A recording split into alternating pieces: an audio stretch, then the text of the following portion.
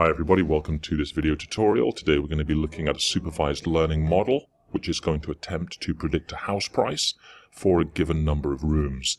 As you can see, there is only one feature in the model. There's only one dimension, so we're not going to suffer the curse of dimensionality. Remember, that's when, as the number of features increases in a model, the data becomes sparser. And so it's going to be harder and harder for the model to see patterns and develop rules to help it make the prediction. We would have to give the model much more training data in order to allow it to see those patterns. Also, of course, with more features in the model, some of those features might be noise, right? Might be some data in there, some features which are not really related to the problem that the model is trying to solve. However, the model doesn't know that those features are noise. The model just sees those features as data. And as it's looking for patterns, it may not realize what the true underlying pattern is, right? It's just trying to include all of the data as it sees patterns and creates rules to help it make a prediction. This situation is referred to as overfitting. Okay, the model is just trying to memorize all of the data, including the noise, to help it see a pattern and create a rule. And when it sees new data, because its rules are unrealistic, it will perform very badly. Okay, so we've got one feature here. We're going to train the model by giving it some data and also telling the data the label. Okay, so this is supervised learning. We tell the model everything when we're training it, and then later, to test the model, we're going to give it some new data. We're not going to give it the label. We're going to ask the model to predict the label. And if the prediction is accurate, we can say that the model has been successfully trained and it can now be deployed. Of course, if the prediction is not accurate, we'll probably have to go back and continue training the model. Now, we can see that there is a linear relationship between the number of rooms and the price of a house. The input and the output are growing together. Okay, this is an opportunity to use linear regression to help us train the model. So let's go and take a look at what linear regression is all about. I've already started to visualize the data in the model by creating a graph here. This is just for me, by the way. A real machine learning model wouldn't create a graph like this, but this is kind of the idea of what is really going on. I'm just going to add some new data points. So all of these orange points represent the price of a house. This is the training data. And what linear regression does, the model is going to try to use this rule. This is the formula for a line. Okay, it's going to try and use this rule to create a line of best fit. And by messing around with the slope of a line and the y-intercept of a line,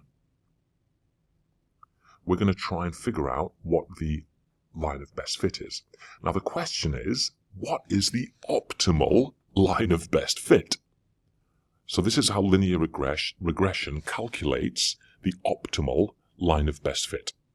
It determines the residual for each data point. The residual is the error value between the actual data point and the line. So these are the residuals here. It then squares the residuals and it adds them all up. It creates a sum of squares. And what it attempts to do is discover the line where the sum is the smallest. So let's just play again with the slope. Do you see the sum is changing? Let's try and make it as small as we can. Ooh, it's about there. And let's just mess around with the intercept, the y-intercept. Ooh, let's say that it's there. We're trying to find the sum of least squares. That is the technique that linear regression uses to find the optimal best fit line. Now let's see how I did. I'm just going to click over here. Let's go to best fit line. This is the real one, by the way, that the model calculated. Ooh, not bad. Not too bad. Okay. But this red one is actually the best fit line that was calculated by the machine learning. It's got a slope value of 0.75 and a y-intercept of 0.58.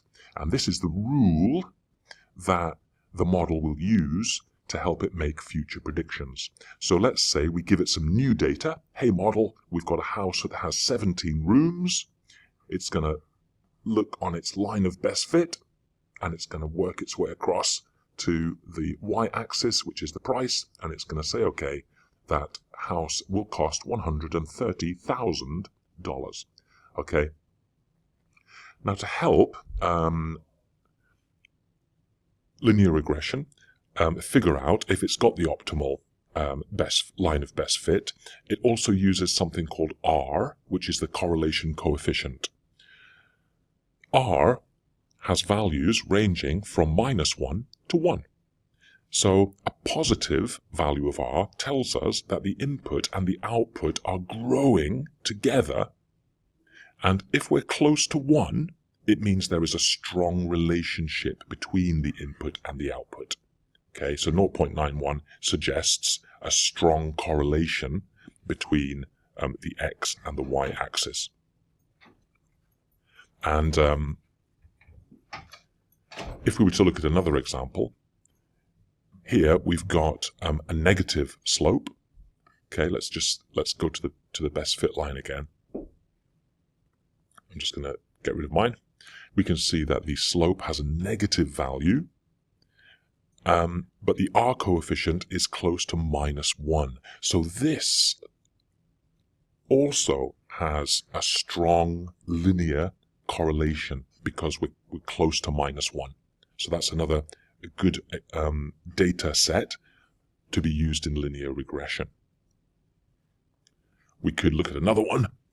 Okay, here the correlation coefficient is 1. The data fits perfectly to the line of best fit. We could also have a situation where we've got a data set and the line of best fit, the correlation coefficient is close to 0. This means there is a weak linear relationship between the input and the output. So in this scenario, linear regression probably isn't the correct technique to use to help train the model.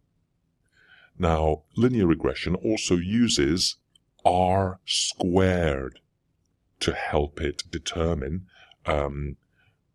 how appropriate or how strong the relationship is between the input and the output.